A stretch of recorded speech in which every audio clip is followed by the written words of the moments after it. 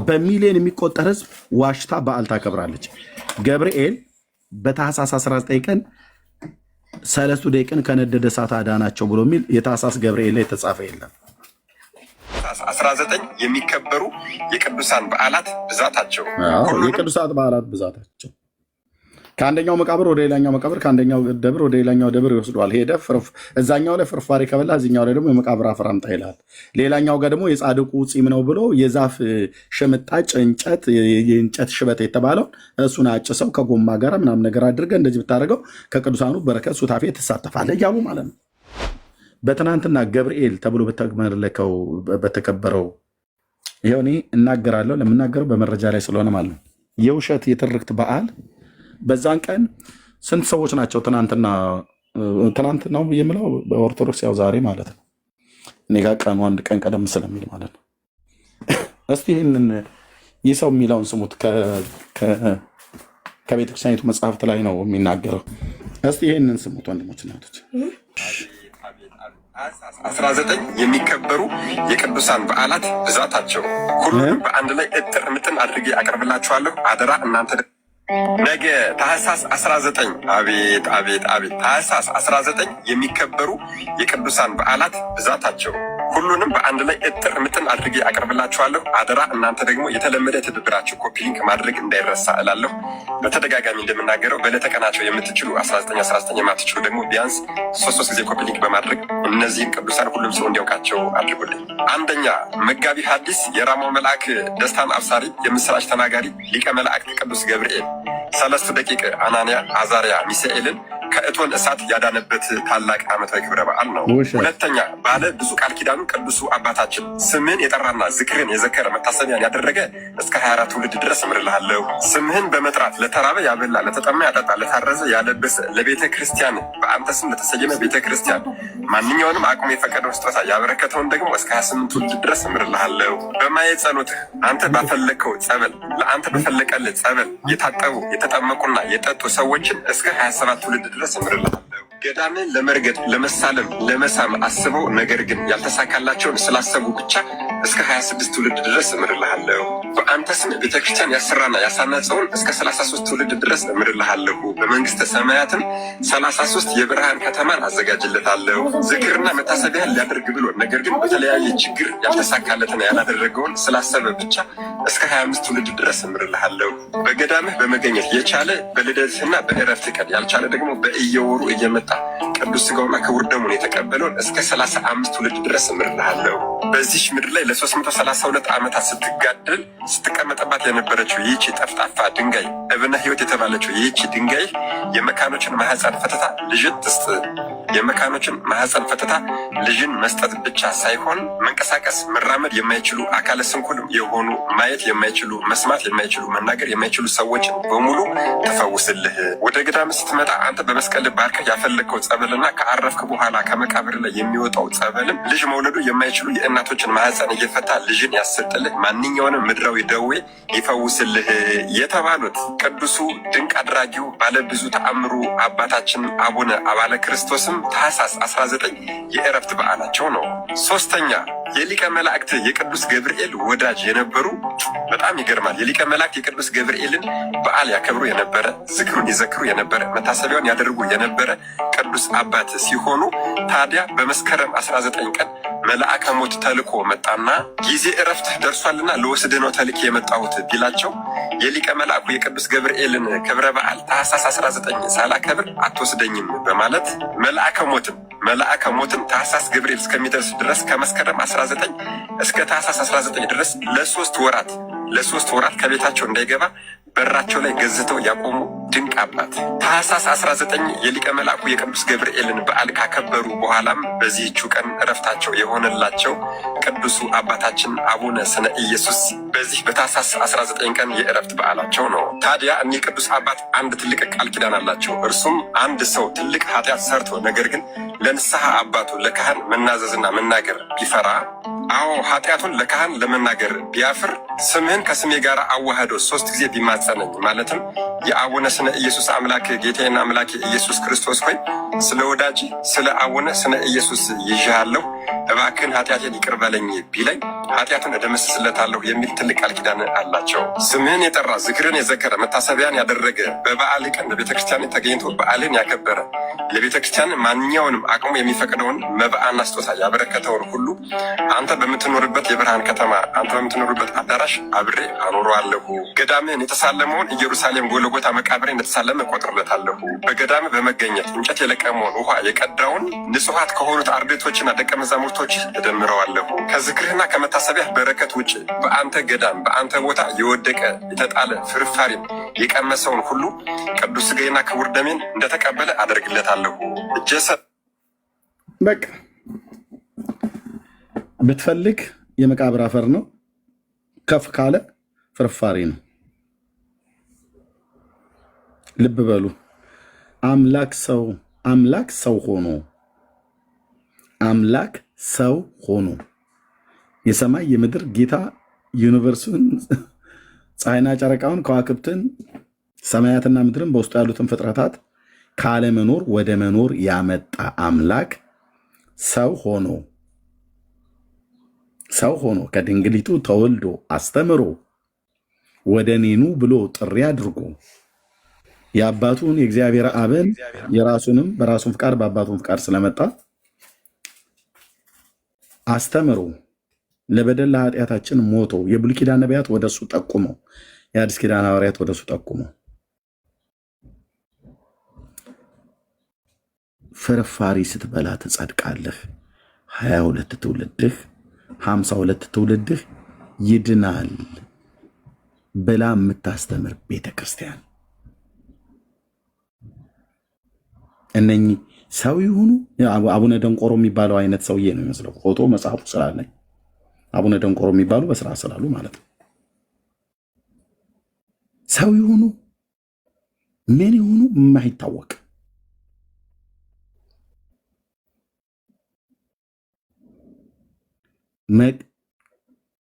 ገዳም ላይ መጥቶ ፍርፋሪ የበላ ይጸድቃል። በየቦታው ነው ፍርፋሪ የሚያስበሏቸው። በኦርቶዶክስ ተዋሕዶ ቤተክርስቲያን ፍርፋሪ በልተህ ትጸድቃለህ፣ ትድናለህ። ትውከት የሰው አክታ በልቶ ይጸድቃል። የተጻፈ ሪትን የሆነ አተላ ልሰህ ትጸድቃለህ፣ ትድናለህ። የዘላለም ሕይወት ማለት ነው። ጭስ ነክቶ ትድናለህ። የዘላለም ሕይወት በክርስቶስ ኢየሱስ ብቻ በማመን አይደለም። በኦርቶዶክስ ጭስ የመድኃኔዓለም ጭስ ከነካ ትድናለህ። አተላ ልሰህ ትድናለህ። ፍርፋሪ በልተህ ትድናለህ። ጥፍር አስረህ ትድናለህ። የትኛውንም ቆሻሻ አምጣ በኦርቶዶክስ ውድቅ አይሆንም፣ ያድናል። የዘላለም ሕይወት ይሰጣል ከኢየሱስ እኩል። ተቅማጥ ብለህ ብትል ፍቱን ነው።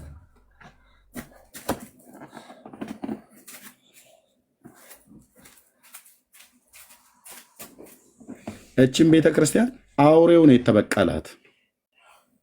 በቃ ዘንዶ ቤቱን ነው የሰራባት በቤተክርስቲያኒቱ ላይ።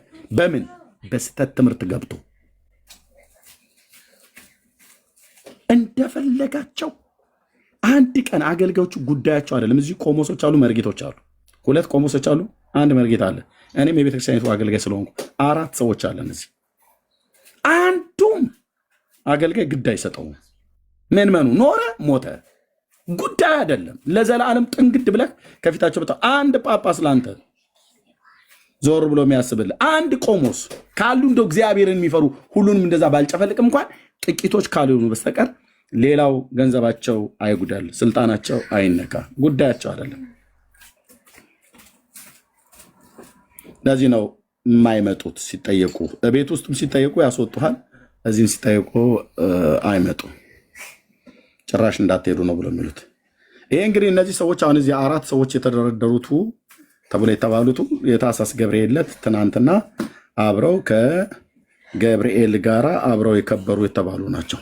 ነገ ታኅሳስ 19 አቤት አቤት አቤት ታኅሳስ 19 የሚከበሩ የቅዱሳን በዓላት ብዛታቸው የቅዱሳት በዓላት ብዛታቸው ከአንደኛው መቃብር ወደ ሌላኛው መቃብር ከአንደኛው ደብር ወደ ሌላኛው ደብር ይወስዷል። ሄደ እዛኛው ላይ ፍርፋሪ ከበላ እዚኛው ላይ ደግሞ የመቃብር አፈር አምጣ ይላል። ሌላኛው ጋር ደግሞ የጻድቁ ፂም ነው ብሎ የዛፍ ሽምጣጭ እንጨት የእንጨት ሽበት የተባለው እሱን አጭሰው ከጎማ ጋር ምናምን ነገር አድርገህ እንደዚህ ብታደርገው ከቅዱሳኑ በረከት ሱታፌ ትሳተፋለህ እያሉ ማለት ነው። ኢየሱስስ የለም፣ አታገኙም። እዛ ቤት ኢየሱስ ክርስቶስን አታገኘውም። ለምን? አይሰበክም። አለመሰበኩን ብፁዕነታቸው ብፁዕ አቡነ ማርቆስ ናቸው የተናገሩት።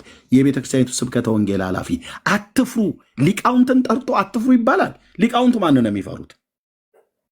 በኦርቶዶክስ ቤተክርስቲያን ሊቃውንት እንዴት አትፍሩ ተብሎ ይባላሉ? እኔ አሁን በቤተክርስቲያኒቱ ማዕረግ በነበረኝ ስልጣን ዲያቆን ስለነበርኩ ከቆሞስ አባ ጳውሎስ ከነ ቆሞስ አባ ፋሬስ ከነ መርጌታ በስልጣን አንሳለሁ። እንዴት ነው አሁን ቆሞሶቹን እዚህ ከጳጳስ በታች ስልጣን ያላቸውን ሰዎች አትፍሩ እንዴት ብዬ እላቸዋለሁ? እንዴት እላቸው? እነሱ ናቸው እንደውም ልጄ አትፍራ ብለው እኔን ሊመክሩ ይገባል። ሊቃውንት ተጠርተው እንዴት አትፍሩ ይባላል? ወንጌል ለመስበክ አትፍሩ። ቤቱ የሚያስፈራ ቤት ስለሆነ ነው። ቤቱ ኦርቶዶክስ የሚያስፈራ ቤት ስለሆነ ነው። ማን የተናገረው? እኛ ብንናገር አልሰማም አይደል? ብፁዕ አቡነ ገብርኤል ምንድን ነው ያሉት? ቤቱ ገፊ ነው ነው ያሉት። የትኛው ቤት? የኦርቶዶክስ ቤት። ማንን ስትሰብክ? ኢየሱስን ከሰበክ ወንጌል ከሰበክ ትገፋለች። አትጠራጠሩ። ሲደርስብህ ታየዋለህ። ትገፋለች፣ ታባራለች፣ ወጣ ትላለች፣ ታባራለች። ስለዚህ መቃብርን አፈር እንድትማጸን ያደርጋል። ታኅሳስ 19 ብሎ ታኅሳስ 19 እዚህ ላላችሁ ሰዎች ሪከርድ አድርጋችሁ ቅድምም አደረሳችሁታል። የውሸት በዓል ነው ብዬ ስል በመረጃ ነው። ቢያንስ 5 እና 6 መጽሐፍቶቿን እዚህ ጋር ቆልዬ ማለት ነው። እነዚህ ሁሉ ጭምር የሚናገሩት የውሸት በዓል መሆኑን ይናገራሉ። እንዴት? በቤተክርስቲያኒቱ ስርዓት እዚህ ሊቃውንቱ አሉ። ታኅሳስ 19 ቀን እስኪ ድርሳነ ገብርኤል ላይ ታኅሳስ ገብርኤል 3 ደቂቅን ከነደደ እሳት ነው ያዳነበት ብሎ የሚል ሲያምጣልኝ ዘወርኃ ታኅሳስ ላይ እስኪ ያምጣ አንድ ሰው። ዘወርኃ ታኅሳስ ላይ ይኸው የገብርኤል ድርሳን ማለት ነው። እስኪ ያሳዩን። አንድ አታሳዩንም? አንድ ማለት አንድ ውሸት ነው። በሚሊዮን የሚቆጠር ህዝብ ዋሽታ በዓል ታከብራለች። ገብርኤል በታኅሳስ 19 ቀን 3 ደቂቅን ከነደደ እሳት አዳናቸው ብሎ የሚል የታኅሳስ ገብርኤል ላይ የተጻፈ የለም። የት ነው ክፍሉ ያለው? ዘወርኃ ግንቦት ላይ ነው። ቅድም መርጌታም ሲናገር ነበር። ዘወርኃ ግንቦት ላይ ነው ያለው።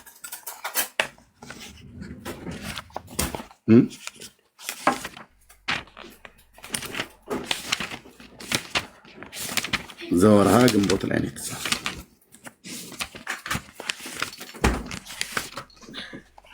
ኦኬ፣ እሱም ብቻ አይደለም። ይኸው ዘወርኃ ግንቦት እዚህ ላይ ነው የተጻፈው።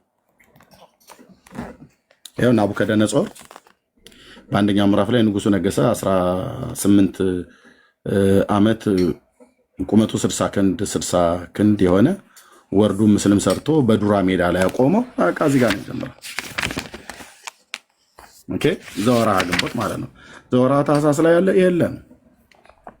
ሽቀላ ቄሶቹ ለመብላት ብለው ገብርኤል ነው ይልሃል። ታኅሳስ ላይ ግን አያሳየንም። አንድ አለማሳየቱ አይደለም፣ ዘወርኃ ኅዳር ላይ መሆኑ አይደለም። በድርሳነ ኪዳነ ምሕረት ላይ ማርያም ነች 3 ደቂቅን ከነደደ እሳት ያዳነችው ብሎ ይላል። በነአኩቶ ለአብ ደብር በተጻፈው ማለት ነው። የነአኩቶ ለአብ ደብር የኢትዮጵያ ኦርቶዶክስ ቤተክርስቲያን ደብር ነው። በሰበካው ጉባኤ ይኸው ስልክ ስክሪንሾት አድርጎ ደውሎ መጠየቅ ነው።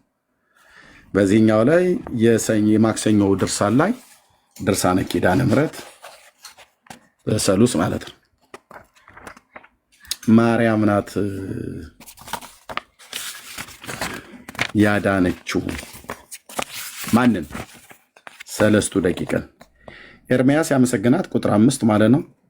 አንድ አምላክ በሚሆን በአብ በወልድ በመንፈስ ቅዱስ አምነን ብሎ ገጽ 120 ድርሳነ ኪዳነ ምሕረት የማክሰኞ ማለት ነው። ኤርምያስ ያመሰግናት፣ ሕዝቅኤል በተዘጋች በር አምሳል ያያት፣ ሐጌ በተዘጋች ቤት አምሳል ያያት፣ ዘካርያስም በመቅረዝ ፋና አምሳል ያያት፣ የጦቢት የዓይኖቹ ብርሃን ካለ በኋላ 3 ደቂቅን ከእሳት የጠበቀች ማርያም ይህች ናት ይላል። ገብርኤል ነው ብላችሁን አልነበረ እንዴ? አይ ማርያምም ናት። ማርያም ናት 3 ደቂቅን ከነደደ እሳት ያወጣችው። ማን ነው ጸሐፊው?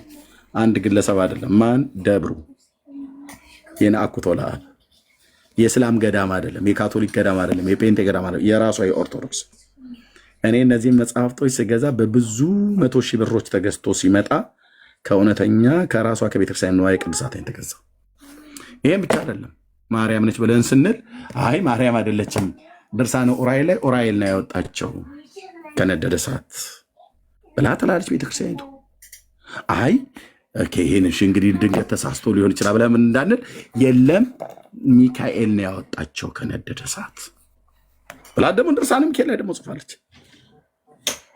አይ በቃ ድንገት ተሳስቶ ሊሆን ይችላል ብለን እንዳንል ራጉኤል ነው ያወጣቸው ብላ ትላለች። የትኛው ኦርቶዶክሳዊ ነው ፊታችን ቆሞ ይህንን ሊያስተባብል የሚችል? የትኛው ጳጳስ፣ የትኛው ቆሞስ፣ የትኛው መርጌታ፣ የትኛው ካህን፣ የትኛው ምእመን፣ የትኛው ዲያቆን?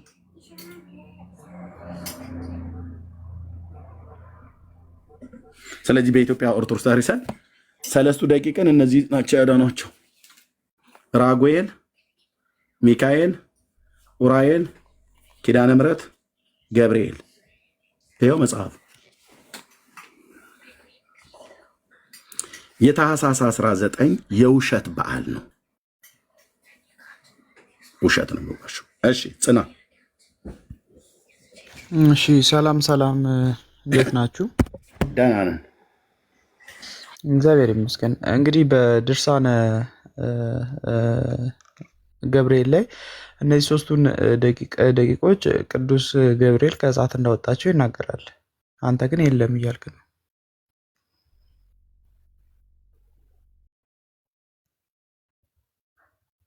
አይሰማም?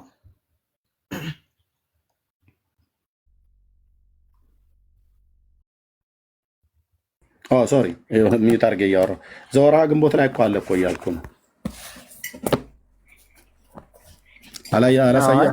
አላየኸው? የለም እንዴት ዘወርሃ ግንቦት ብዬ እንደዚህ ገልጬ ሳሳይ ያላየው እያወጣው ስለነበረ ያላየውም ወይ ነው ብዬ ጠይኩም መልስልኝ። ግንቦት ላይ ያለ ስለዚህ የለም ብያለሁ። ገጽ 123 ላይ አለ። አንተ ገጽ 123 ነው፣ ከገጽ 117 ላይ ጀመርኩት። እዚህ ጋር አንደኛው ምዕራፍ ላይ ማለት ነው ናቡከደነጾር እኮ ይላል። ይህን ቅድም ሳነባ ላየው ትንሽ ሃይላይት እኮ ሰጠው። በዱራ ሜዳ ላይ በባቢሎን አቆም አይደለ? እዛ ይህንን እያነበብክ ስትሄድ 123ኛው ላይ እዚህ ጋር ታገኘዋለህ ማለት ነው። እዚህ ጋር 123ኛው ገጽ ላይ አንተ እንዳልከው የሚጀምረው ከ117 ስለሆነ ማለት ነው። እና በዚህ ክፍል ላይ ከዚህም በኋላ ናቡከደነጾር ወደሚነደው እሳቱ ጉድጓድ ሄዶ እናንተ የልዑል እግዚአብሔር አገልጋዮች ሲድራቅ፣ ሚሳቅ፣ አብደናጎም ከእሳቱ ውጡ አላቸው ይላል። ኦኬ እኔ ድርሳነ ገብርኤል ላይ የለም አላልኩም። የታኅሳሱ ላይ ታሳየኛለህ? ታኅሳሱ ላይ ላይኖር ይችላል። የለም። ስለዚህ የታኅሳስ ገብርኤል በዓል ውሸት ነው የምንልህ ለዚህ ነው። ግዴታ ሁሉም መጻፍ አለበት እንደ አይ የታኅሳሱ ብላችሁ ህዝብን የምታታልሉበት አንደኛ ሲጀምር ገብርኤል ይህንንም ቢሆን ከ3 ደቂቅን ከነደደ እሳት አላዳናቸውም። ያዳናቸው የእግዚአብሔር መልአክ ነው። መጽሐፉ የሚናገረውም እዚህ ጋር የአሕዛብ ንጉሥ ናቡከደነጾር የተናገረው እዚህ ጋር ምንድን ነው ያለው? ቁጥር 28 ትንቢተ ዳንኤል መጽሐፍ ምዕራፍ 3 ቁጥር 28 ናቡከደነጾርን መልሶ መልአኩን የላከ ባለቤት አለው ማለት ነው። መልአኩን ከሥላሴ መንግስት ነው መልአኩ የተላከው። መልአኩን የላከ ከአምላካቸውም በቀር ማንንም አምላክ እንዳያመልኩ ለእርሱም እንዳይሰግዱ ሰውነታቸውን አሳልፎ የሰጡትን የንጉሱን ቃል የተላለፉትን በእርሱ የታመኑትን በመልአኩ አይደለም የታመኑት። እነዚህ የዕብራውያን ወጣቶች በመልአኩ አይደለም የታመኑት። በእርሱ የታመኑት ማለት በአብርሃም አምላክ፣ በዳንኤል አምላክ፣ በእስራኤል አምላክ በልዑል እግዚአብሔር ነው የታመኑት። እምነታቸውን በመልአኩ ላይ ሳይሆን ያደረጉት በእግዚአብሔር ላይ ነው። ኦኬ በእርሱ የታመኑትን ባሪያዎቹን ያዳነ የሲድራቅ የሚሳቅ የአብድናጎም አምላክ ይባረክ አለ የአሕዛብ ንጉሥ። ዛሬ ቤተክርስቲያን ተብላ የምትጠራው የኢትዮጵያ ኦርቶዶክስ የሲድራቅ የሚሳቅ የአብድናጎም አምላክ ይባረክ አይደለም ብላ የምትውለው ስሙ ያልተጠቀሰ የእግዚአብሔር መልአክ እዛ ጋር ተጠቅሷል። መልአኩን የላከ እግዚአብሔር ነው። መልአክ የተባለው ላይ ገብርኤል ነው አላለም። ሚካኤል ነው አላለም። የኢትዮጵያ ኦርቶዶክስ ገብርኤል ነው አለች። የግንቦቱ ላይ ታሳሱ ላይ የለም። የግንቦቱ ላይ በኡራኤል ላይ ኡራኤል ነው ማነው፣ ራጉኤል ላይ ራጉኤል ነው አለች። ሚካኤል ላይ ሚካኤል ነው ያዳናቸው አለች። ኡራኤል ላይ ኡራኤል ነው ያዳናቸው አለች። ድርሳነ ኪዳነ ምሕረት ላይ ማርያም ነው ያዳነችው አለች። የትኞቹ ናቸው ያዳኑት?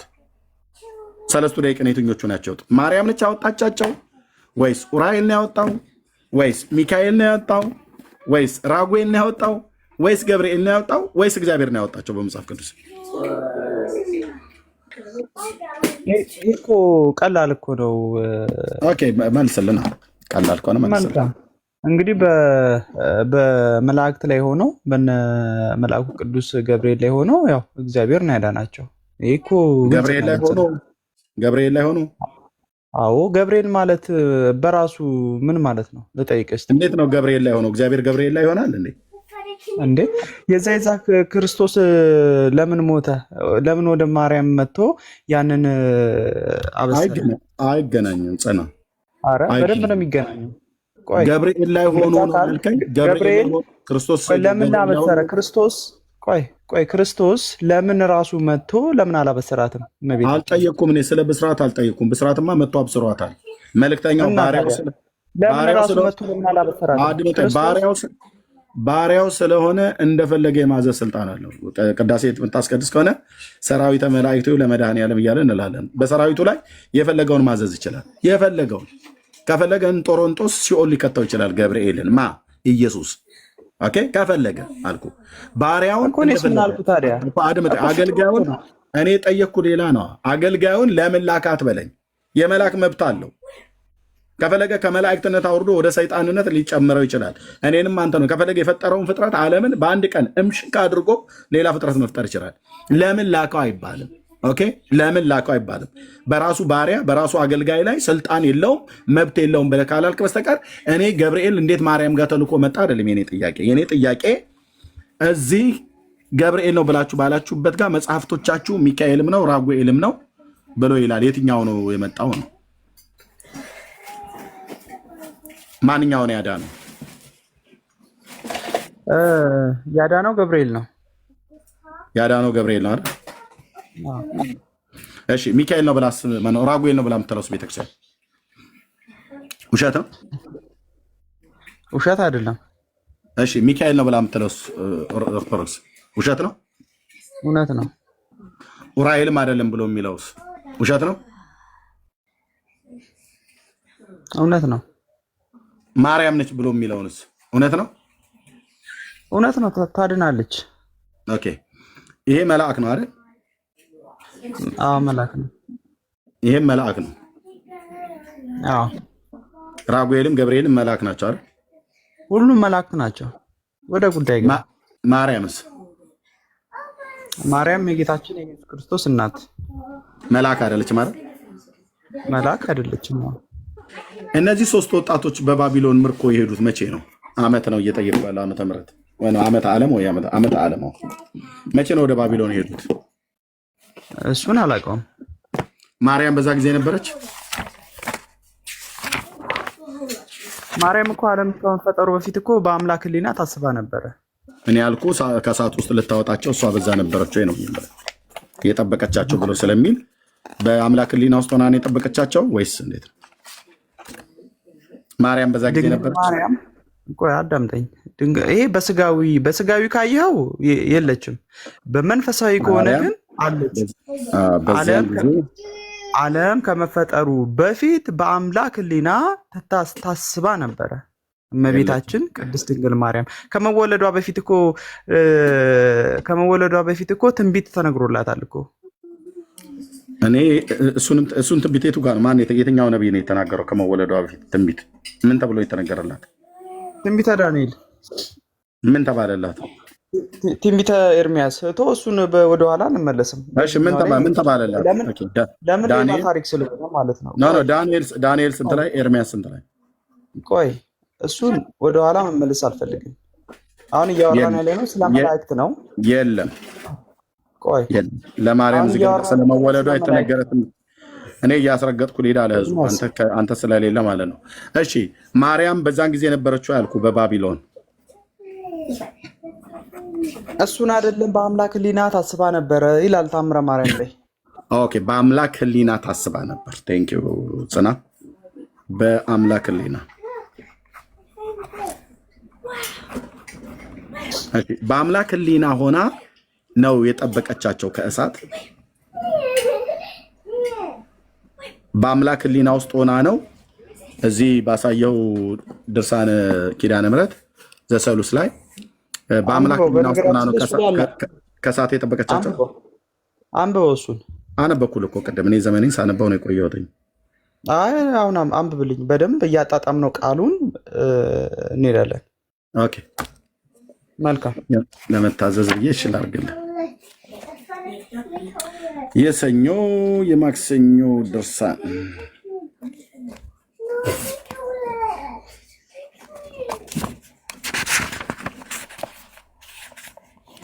ኦኬ ያው ቁጥር 5 ኤርሚያስ ያመሰገናት ሕዝቅኤል በተዘጋች በር አምሳል ያያት የት እንደተጻፈ ያው የት እንደታተመ መጀመሪያ እሱ ያው አንዴ ቆይ ስክሪንሾት ላድርገው። አንዴ ትችላለህ ስክሪንሾት አድርገው።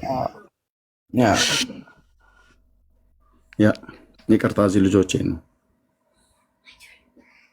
ስልክ ቁጥሩ ሁሉ አለ። ጽና ይወደ ከፈለክ ደውል። አይ ግለጣው፣ አንዴ ግለጣው የመጀመሪያውን ገጽ የት ነው የታተመው? ኦኬ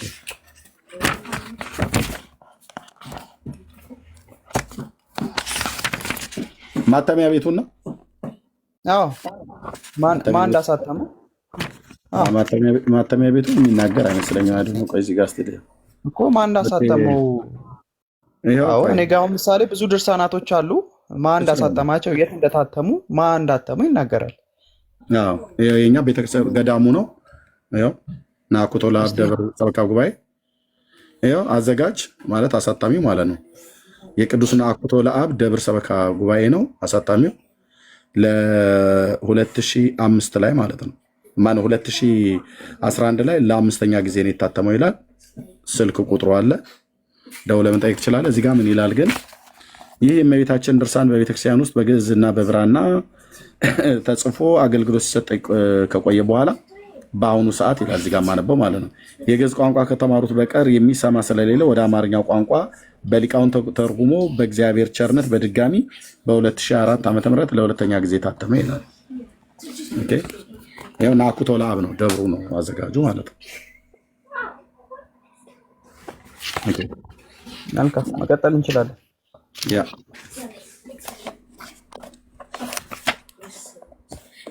ያው እዚህ ኤርሚያስ ያመሰገናት ሕዝቅኤል በተዘጋች በር አምሳል ያያት ሐጌ በተዘጋች ቤት አምሳል ያያት ዘካርያስም በመቅረዝ ፋና ነበለ አምሳል ያያት የጦቢት የአይኖቹ ብርሃን ካለ በኋላ ያው 3 ደቂቃን ከእሳት የጠበቀች ማርያም ይህች ናት ይላል። ያው 3 ደቂቃን ከእሳት የጠበቀች ማርያም ይህች ናት ይላል።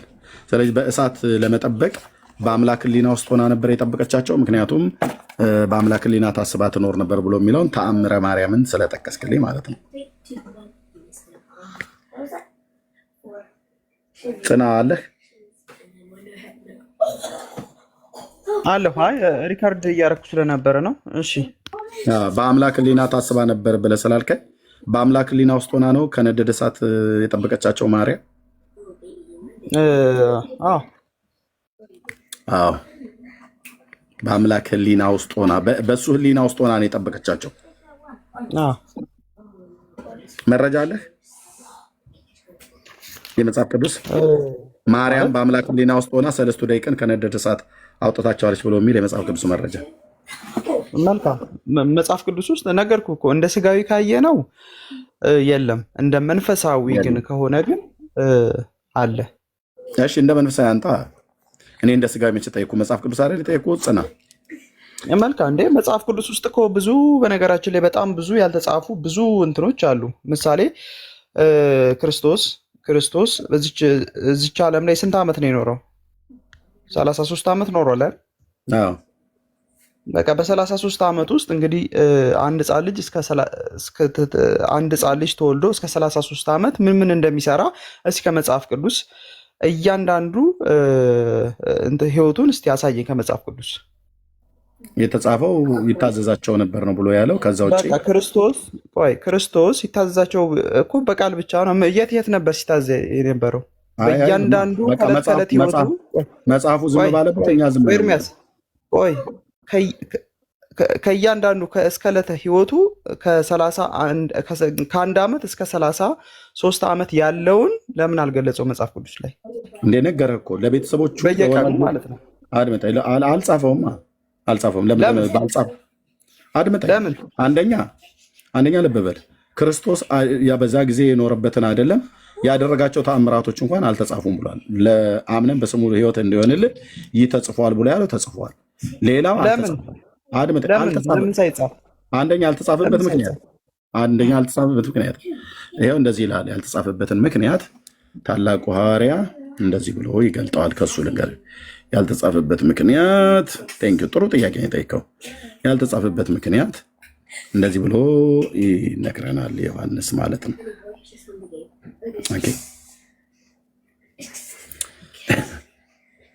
ያልተጻፈበት ምክንያት ኢየሱስ ያደረገው ብዙ ሌላ ነገር ደግሞ አለ። ሁሉ ዮሐንስ ወንጌል ምዕራፍ 21 25 ላይ ማለት ነው። ሁሉ በእያንዳንዱ ቢጻፍ ለተጻፉት መጽሐፍት ዓለም ራሱ ባልበቃቸው ይመስለኛል አለ። በቃ አይበቃም ነው እንዴ? በቤተክርስቲያን እንኳን ራሱ ሲባል ውሃ ቀለም ሆኖ ሰማይ ብራና ሆኖ ቢጻፍ ኢየሱስ ክርስቶስ ያደረገው ተአምር አያልቅም ነው ተብሎ ተጽፎ አያልቅም ነው ተብሎ የሚባለው ልክ ነው። ዓለም ባልበቃቸው ይመስለኛል አለ። በቃ ያልተጻፈው አንደኛ ለሕይወት ይሆን ዘንድ ዋናው ተጽፎልናል። እዚህ ሲናገር ይኸው እዚህ ምዕራፍ 20 ቁጥር 30 ላይ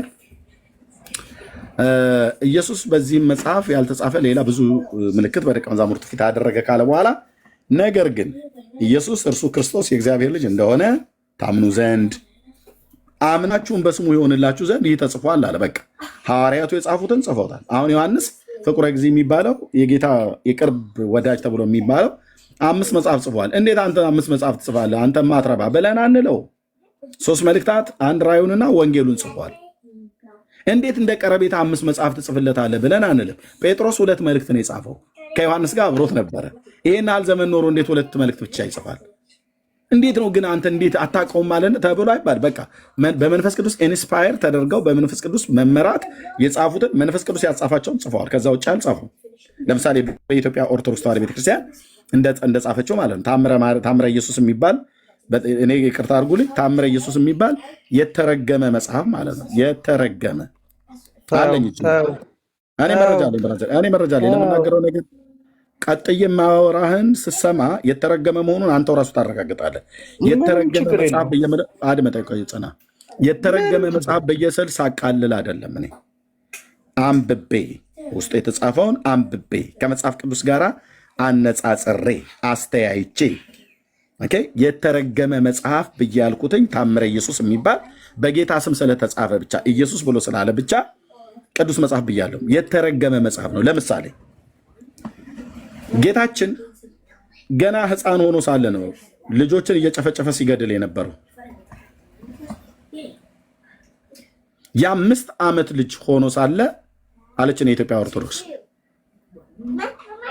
የ5 ዓመት ልጅ ሕፃን ሆኖ ሳለ ጭቃ እያቦኩ ሲጫወቱ ከልጆች ጋር አንድ ሕፃን ልጅ ተሳስቶ የጌታን ደረት ረገጠው ይላል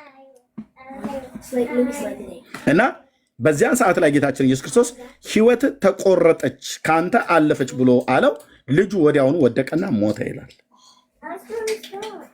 ይሄ ቀጥታ ከምን ጋር ሲናገናኘው? ይህንን ከታላቁ ሐዋርያ ጋር በዮሐንስ ወንጌል መጽሐፍ ምዕራፍ 3 ቁጥር 17 ላይ ዓለም በልጁ እንዲድን ነው እንጂ በዓለም እንዲፈርድ እግዚአብሔር ወደ ዓለም አላከውምና ይላል። ሕፃኑ ልጅ ጥፋቱ ምን ነበር? ታምረ ኢየሱስ ከፈለኩ አመጣዋለሁ መጽሐፉ ስላለኝ ማለት ነው። እኔ ጋር ያለ መረጃ አላወራም።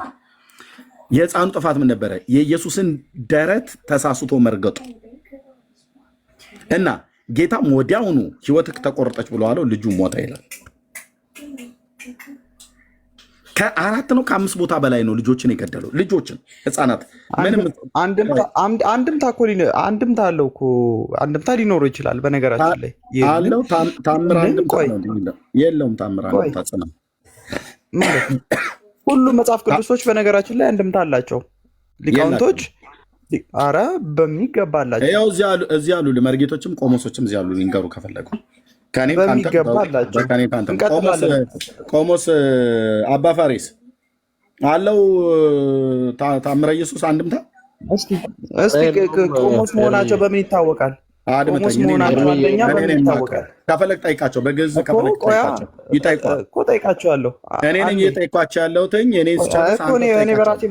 በራሴ መመዘኛ ናቸው። ጽና ቆይ አድምጠኝ።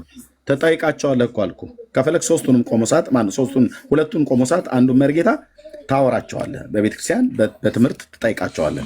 አልተማሩም ሊሆን ይችላል፣ ምን ይታወቃል? ቼክ ታደርጋቸዋለህ። እኔ ግን አሁን የምጠይቀው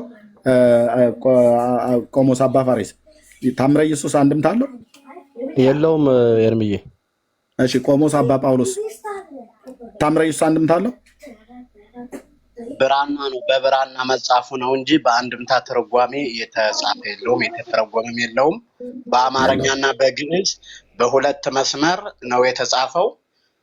ፍች ነው እንጂ ትርጓሜ የለውም ማለት አንድምታ የለውም። ቴንክ ዩ መርጌታ። ታምረ ኢየሱስ ትርጓሜ የአንድምታ ትርጓሜ አለ? በምንም ተአምር የለውም። ቴንክ ዩ ኦኬ እሺ። ስለዚህ አሁን አንተ መጠየቅ የምትፈልግ ካለ ጠይቃቸው፣ ቼክ አድርጋቸው። ያልተማሩ ሊሆን ይችላል፣ ጠይቃቸው እስኪ። አንድን ቆሞስ፣ አንድን ቄስ ወይ አንድን ዲያቆን የምጠይቀውን የቤተክርስቲያኒቱን የዜማ መጽሐፍት ምናምን ነገር ጠይቃቸው በደንብ አፋጣ። ሶስቱን ፈቅጄልሃለሁ። የዜማ መጽሐፍ ምናምን አያስፈልግም። ጠይቃቸው። እንዴ ቆሞስ አይደሉ እንዴ? ቆሞስ ናቸው። ጠይቃቸው። ሁለቱን ቆሞሳት እና መርጌታውን ጠይቃቸው። ከጾመ ድጓ ከዝማሬ መዋሴት ከቅዳሴ ከምናምን ነገር ጠይቃቸው። አንድ ምን የማያውቀውን አንድ የቤተክርስቲያን አገልጋዮች የሚያውቁትን ጠይቃቸው። ያው አሉልህ ቁጭ ብለው። ምን ችግር አለው? ቆሞስ የሚለው ስም እኮ ወይም ጠይቃቸው። እኮ በገንዘብ መግዛት ይቻላል። ምን ሆነሃል? እና አንድን ዶክተር ብዬ ስጠራው ዶክተር በመሆኑ በምን ይታወቃል አትበለኝ። አንተ ስላላወቅ እኔ አውቃለሁ። እኔ ካወቅኩትኝ ዶክተር መሆኑ አንተ ግድ ማወቅ የለብህም። አንተ ለምሳሌ አንድን ሰው መጥቶ ኢንጂነር ቢሆን ኢንጂነር እንትና ብለህ ብትጠራው ኢንጂነር የሆነውን ሰው ስለምታውቀው ሊሆን ይችላል። ጽና እኔ አላወቅኩም ማለት ኢንጂነር መሆኑን በምን አውቃለሁ ብዬ እኔ ጥርጣሬ ከገባኝ አንድ ኢንጂነር ምንድን ነው የሚያውቀው ብዬ በዛ እውቀት ያን ሰውዬ ልለካው ይገባል። ስለዚህ ፈቀድኩልህ። ቅድም ቆሞሳት መሆናቸው በምን ይታወቃል ብላል። በቤተክርስቲያኒቱ እውቀት አናግራቸው። መልካም ቆሞስ መሆናቸው ቢሆኑም ማኖረው እኮ ከኢትዮጵያ ኦርቶዶክስ ተዋህዶ ባልወጡ ነበረ። ይውጡ አይውጡ በምን ታውቃለህ? ይውጡ አንድ ነገር እናድርግ። እርምዬ ቆዩ አንድ ጊዜ ይቅርታ። ከሰዓታት ከቅዳሴ ከኪዳኑ ከሊጦኑ ከመስተብቁ ከዘይነግሱ ከፈለከው ካቋቋሙ ከቅኔ ድንገት የቤተ መቅደስ ሰው ሆነ በሊቃውንት ጉባኤም ቁጭ ብለህ ተምረህ ከሆነ ከመጻሕፍተ መነኮሳት ከማሪሳቅ ከአረጋዊ መንፈሳዊ ከፊልክስዩስ የፈለከውን ጥያቄ ጠይቅ ተብሎ ፈቃድ ተሰጥቷል። ፈቃድ ከፈለክ ዜማ ከፈለክ እዝሉን ግዕዙን አራራዩን ጽፋቱን ጭረቱን ይዘቱን ድፋቱን ይዘቱን እያንዳንዱን ዜማ ልክ ሁሉ መጠየቅ ትችላለህ። መስተጋብ እንኳን ሳይቀር ይሄን መጠየቅ ትችላለህ። በምን ይታወቃል ካልክ እያንዳንዱን ነገር መጀመሪያ በሙያ ፈትን፣ ከዛ በኋላ መረጃችሁ የት ነው ብለህ ጠይቅ። እንደዛ ነው የሚባለው። መልካም። እናንተ ያው በእውቀት እንጠይቀዋለን። አባ መልሰንም እንጠይቀዋለን። ቆይ እኮ እንጠይቃለን እኮ ችግር የለውም። ምሳሌ አንድ ቆሞስም የሆነ ጳጳስም ይሁን ምንም በእውቀት ሳይሆን የሚለካ ዋናው ትክክለኛውን ሃይማኖቱን፣ እምነቱን፣ ምግባሩን ይዞ ነው እንጂ የሱ ስም ስለረዘመ ቆሞስ አባ ከሌ ስለሆነ እንደ አርዮስም እኮ ጳጳስ እኮ ነበረ። እነ ኒስጥሮስ እኮ ሊቅ እኮ ነበሩ። ያ እንትናቸው ግን አላዳናቸውም። ስለዚህ በእውቀት ንገረኝ ዲያቆን ነህ? እኔ ምዕመን ነኝ። አሃ ምዕመን ሆነ ታዲያ ምን ልጠይቀን ነው? ዜማ ትችላለህ? እስኪ አንድ ዜማ እስኪ እንዲያው እስኪ የዲያቆኗን ረጅሟን ጸልዩ በልልኝ እስኪ ረጅሟን ጸልዩን። ይቺ ቄሱን አኩቶ ለገባሬ ሰናያት ላይ ሌነ እግዚአብሔር አቡህ ለጊዜው አምላክ ነው መድኃኒነ ኢየሱስ ክርስቶስ መሰወርና ረዳነ ከማለቱ በፊት እሷን ጸልዩን በልልኝ። ይሄንን ስላወቁ በልልኝ ያልኩህ። ቆይ እኔ ለመንግስተ ሰማያት የማ ኢየሱስ መጣልኝ፣ ኢየሱስ አዳነኝ። በጉባኤ ቤት ይሰሙኛል? አባታችን በጉባኤ ቤት አላለፍኩኝም። ይሰሙኛል? በጉባኤ ቤት ያለፈ መንግስተ ሰማያትን አይወርስም። አስረግጬ ነው የምነግሮት። እንዴ በእውቀት እኮ አይለካም። እስኪ በእውቀት አንድ መንግስተ ሰማያት የወረሰ ሰው ንገሩኝ። በእውቀት አንድ መንግስተ ሰማያትን በራሱ እኔ መንግስተ ሰማያት የገባሁበት እንደዚህ ብዬ ነው። ስማኝ። ዘየአምን በወልድ ቦ ህይወት ዘለዓለም ወዘሰ የአምን ወዳአ ተኮነነ እስመ የአምነ በስመ ወልደ እግዚአብሔር ዋህድ 4 ነጥብ። በወልድ የሚያምን የዘላለም ህይወት አለው ካለ በኋላ በቃ ዘየአምን በወልድ ቦ ህይወት ዘለዓለም ወዘሰ የአምን ወዳአ ተኮነነ። በወልድ የማያምን ግን አሁንኑ በፍርድ ውስጥ ነው ይላል እግዚአብሔር ቃል። በማመን አጋንንትም ያምናል ሊያውም ይንቀጠቀጥማል ይላል። እና ኢየሱስን አምኖ ሰው የዘላለም ህይወት የለውም? እስኪ ንገረኝ። ያመነ ብቻ ዳነ ማለት ይቻላል? እምነት ያለ ስራ የሞተ ነው ይላል ወዳጄ። ከኛ በላይ የገዳማትን ስርዓት እያንዳንዱ ነገር በስራ ቢሆን ከጥፍራችን አትደርስም። በስራ ቢሆን እስካሁን ባሳለፍናቸው ዘመናት ከእግራችን እጣቢ ላትደርስ ትችላለህ። ባሳለፍናቸው ዘመናት የኛን ታሪክ በደንብ ብታውቅ በስራ ቢሆን ግን የኛ ስራ ምንድነው? የመርገም ጨርቅ። የኛ ጽድቅ የመርገም ጨርቅ። እንነጋገር እንግዲህ እንሂድበት። አይ ህፃን ነው ተውት። አባ አዩ ህፃን ነው ህፃን ነው አሉ። እግዚአብሔር ይስጥልኝ። ስትያዙ ህፃን ነው ስትያዙ። ምኑን ነው ያስከው?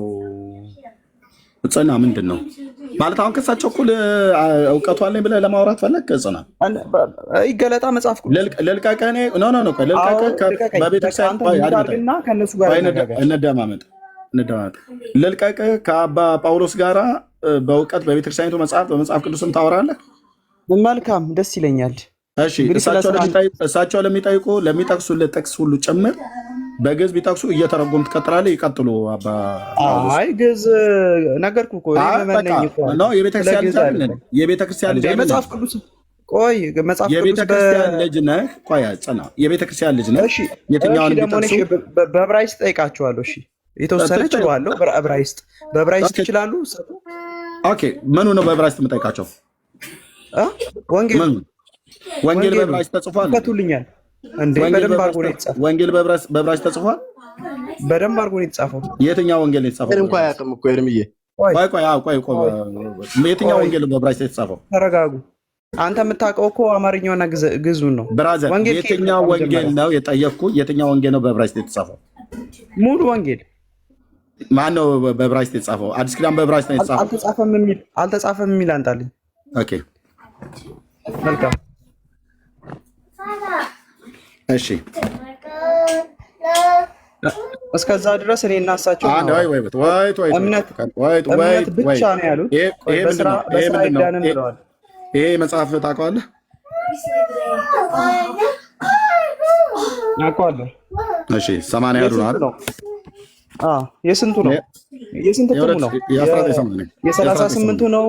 የ1980ው ዝም ብለህ አታውራ። ይኸው እያሳየው 1980ው ቆይ ከ1980 እኮ የ38 አለው እኮ። አሁን የተጠይቀው ይሄ ስንት ነው? አለኝ። አድምጠኝ ብራዘር እባክህ ልለምንህ ብራዘር። ቆይ 38 አለ። የ1938 ነው አይደል የምትለው? አዎ አለ። ኦኬ ቴንክ ዩ። የ1938 ነው የፈለግከው? አዎ። ምንድን ነው የፈለግከው ከ1938? መጽሐፍ ቅዱስ አለ ወይ ነው ጥያቄ ነው የጠየኩህ። በፒዲኤፍ አለኝ። ምንድን ነው የፈለግከው 1938? በቃ ቀጥል። ምንድን ነው የፈለግከው 1938 ጠቅሰሃል። ይቀጥል እኮ አልኩህ። እኔ የ1938 የትናንትና ነው አይደል የምታወራው? የ1879 አለኝ እኔ አሳየኛ 79 በመጽሐፍ ቅዱስ ነው በፒዲኤፍ ሳይሆን እንደ ፒዲኤፍ እኮ ማንም የሚቀየር የሚጨምር የ1978 ማለት የ1879 አለኝ ነው ይባላል። ኦኬ ይሄንን ታነብ ከሆነ ማለት ነው። መልካም እንትን እልህ አታድርገው ስታወራ ማለት ነው። እልህ ሳይሆን በእውቀትና በቃ እልህ አታድርገው፣ ጽና፣ እልህ አታድርገው። ኦኬ ዕብራይስጥ ቤተክርስቲያኒቱ አዲስ ኪዳን በዕብራይስጥ ነው የተጻፈው ብላ ያለችው በዚህ በ1980 ዓ.ም በአባ አቡነ ተክለ ሃይማኖት እትም ፓትርያርክ በሳቸው እትም ላይ በተጻፈው ላይ በአዲስ ኪዳን በዕብራይስጥ ነው የተጻፈው ብላ ያለችህ አዲስ ኪዳን በዕብራይስጥ አልጻፈም ነው ወይ ያለችው መጽሐፍ ቅዱስ ቤተክርስቲያኒቱ እንደዛ ነው ወይ ያለችው ነው ብዬ የምልህ። ቤተክርስቲያኒቱ የተለያየ አስተምሮ ነው ያለው። ሁለት አይነት አስተሳሰብ አለ። አሁን ልክ እናንተ የኔ አስተሳሰብና አዲስ ኪዳን መጽሐፍ በምን ቋንቋ ተጻፈ ብላለች ቤተክርስቲያን ኦርቶዶክስ? በግዕዝ ብቻ ነው የምትለኝ አንተ? አልወጣኝም እኔ አንተ በምን ተጻፈ ብላለች? እና ታዲያ ቅድም በግዕዝ ስትል ጊዜ ልብ በል እኔ ጠየቅኩህ፣ ለምን አትመልሰልኝም? አዲስ ኪዳን መጽሐፍት ኦርቶዶክስ በምን ቋንቋ ተጻፈ ብላለችህ? ቆይ እሳቸው ቅድም ምን ሲሉ ነበረ? ተዋቸው፣ እሳቸውን አሁን ቆይ እሳቸውን ተዋቸው፣ አድምጠኝ፣ እሳቸውን ተዋቸው። ከእሳቸው ጋር እኮ ነው ንግግሬ እኮ ከእሳቸው ጋር እኮ ነው። ከእኔ ጋር ነው እያወራ ያለው መጽሐፍ አይደለም። ያነሱት እኮ እሳቸው እኮ ነው። እሺ ይሄን ትመልስልኛለህ ወይስ አትመልስልኝም? አዲስ ኪዳን መጽሐፍት የኢትዮጵያ ኦርቶዶክስ በምን ቋንቋ ተጻፈ ነው ብላ የምታስተምረው? እሺ እሳቸው በምን ቋንቋ ተጻፈ ብሎ ነው የሚያውቁት? እሳቸው ምንም አላሉም። ከኔ ጋር አውራ ነው ብዬ እኔ ጠየኳቸው። ቆይ እኔ እየጠየቅኩ አንተ እሳቸውን አትጠይቅ። እኔ ነኝ እየጠየቅኩ ያለው እኮ ከእሳቸው ይሄን ሀሳብ ያመጣ ነው እኮ ከአቅም በላይ እታች ወረድ። እንኳን እሳቸው አይደለም እኔ በዛብሃለሁ። እሳቸው እኮ ብራዘር ቆሞስ ናቸው። እኔ በዛብሃለሁ እንኳን እኔ ዲያቆኑ በዛብሃለሁ እንኳን አይደለም እሳቸው። ከአንድ ቆሞስ ጋር ለማውራት የሞራሉም የእውቀቱም ብቃቱ የለህም። ኦኬ የለም እውቀቱም ብቃቱም ማለት እኔ ዲያቆኑ በዛብሃለሁ። እኔ ስጠይቅ እሳቸው ልጠይቅ ትላለህ እንዴ? ተረታም ትውልድ ያ በየሄዳችሁበት ቤት እንደዚህ እየተዋረዳችሁ ትወጣላችሁ ማለት ነው። የኢትዮጵያ ኦርቶዶክስ ቤተክርስቲያን አዲስ ኪዳን መጽሐፍት በዕብራይስጥ ተጻፈ ብላ አትልም። አላዋቂ የሆኑ ዝም ብሎ ግድም አደግ የሆነ ወጣት ነው መጥቶ የሚናገረው። የአዲስ ኪዳን መጽሐፍ የተጻፈበት የጽርህ ቋንቋ ነው ብላ የምትለው ኦርቶዶክስ የግሪክ ቋንቋ ማለት ነው። ብሉይ ኪዳን በዕብራይስጥ፣ አዲስ ኪዳን በጽርህ ቋንቋ ነው ተጻፈ ብላ የምታምነው። በመጽሐፍቶቿ መቅድም ላይ ሁሉ ጭምር የጻፈችው ይሄንን ነው። ያውን የቅርቡ የ2000 ዓመተ ምህረቱ እትም ማለት ነው። ያው እዚህ ጋር ምን ይላል? በተጨማሪም ይላል እዚህ መቅድሙ ላይ በተጨማሪም በሰጠኑ መመሪያ መሰረት ከላይ እንደገለጥነው የዕብራይስጥና የጽር ቋንቋ አዋቂ አማካሪ እንዲሆን አድርገን በግዕዙ መሰረትነት እንዲሰራ አደረግን ይላል። ያው ትልቁ ስህተቷም እዚህ ጋር ነው። በእርግጥ ቤተክርስቲያኒቱ ግዕዝ መሰረት ሆኖ አያውቅም። ለመጽሐፍ ቅዱስ መሰረታዊ የሚባል ቋንቋ አይደለም። ግዕዝ እንደ ማንኛውም ቅጂ ነው። ከዕብራይስጡና ከጽሩ ወደ ግዕዝ አዙራለች። አዎ ከዛ ውጪ እዚህ ጋር የሚናገረው እዚህ ጋር ላንብብን አልስተውት በ1947 እና በ1980 ዓመተ ምህረት በአንድ ጥራዝ ተጠቃሎ የታተመው ሙሉ መጽሐፍ ቅዱስ ከመሰረታዊ የመጽሐፍ ቅዱስ ቋንቋዎች መሰረታዊ የመጽሐፍ ቅዱስ ቋንቋዎች እነማን ናቸው? ከዕብራይስጥና ከጽርህ ጋር እየታየ የታረመ ነው። ስለዚህ ዕብራይስጥና ጽርህ ነው። ግሪክና ዕብራይስጥ ነው የመጽሐፍ ቅዱስ እናት ቋንቋ፣ ኖት ግዕዝ። ግዕዝ ቅጂ ነው። ይህን ሳታውቅ አዲስ ኪዳን በዕብራይስጥ ጠይቃቸዋለሁ ብለህ ትላለህ። የቱ ጋር ነው አዲስ ኪዳን በዕብራይስጥ ተጻፈ ብሎ የሚለው ያለው? የአዲስ ኪዳን መጽሐፍ እናት ቋንቋው በኩረ ጽሑፉ ግሪክ ነው። ኦኬ